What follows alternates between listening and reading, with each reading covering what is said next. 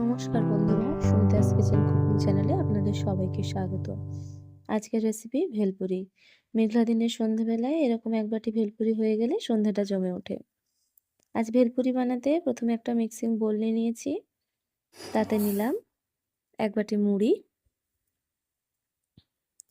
আগে থেকে সেদ্ধ করে রাখা আলু একটু ছোট ছোট করে কেটে নিয়েছি, পেঁয়াজ কুচি 1 চামচ, শসা 1 চামচ, আমি একদম মিহি করে কুচিয়ে নিয়েছি, আপনারাও এইভাবে কুচিয়ে নেবেন। আর নিলাম কাঁচা লঙ্কা, আমি খুব অল্প পরিমাণ কাঁচা লঙ্কা ব্যবহার করলাম, আপনারা আপনাদের টেস্ট অ্যাকর্ডিং ব্যবহার করবেন। আর দিলাম টমেটো কুচি, আর দিলাম ভাজা মশলা। এতে জিরে, ধনে, মৌরি আর নুন শুকনো খোলায় ভেজে গুঁড়ো করে নিয়েছি, তাই ভেলপুরিতে আমি আলাদাভাবে নুন ব্যবহার করলাম না। আর এরকম 3টে পাপড়ি ভেঙে দিয়ে দিলাম, আর দিলাম ছুরি ভাজা।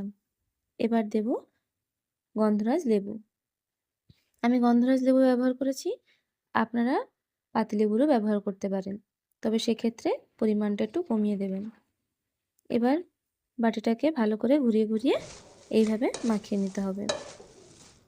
মাখানো হয়ে গেল,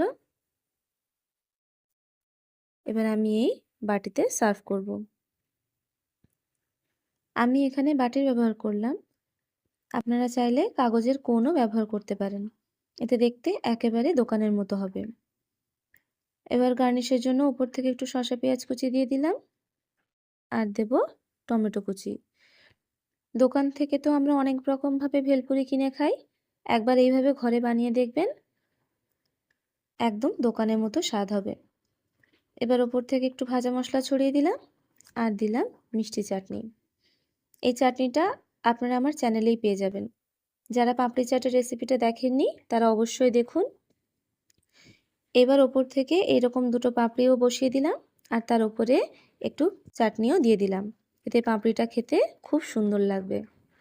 ব্যাস, ওপর থেকে একটু লঙ্কা কুচি আর ছুরি ভাজা ছড়িয়ে দিলে রেডি ভেলপুরি। আপনাদের কার কার ভেলপুরি খেতে ভালো লাগে অবশ্যই কমেন্ট করে জানাবেন। ভালো লাগলে লাইক করবেন, শেয়ার করবেন, আর চ্যানেলটিকে সাবস্ক্রাইব করে দেবেন। ধন্যবাদ।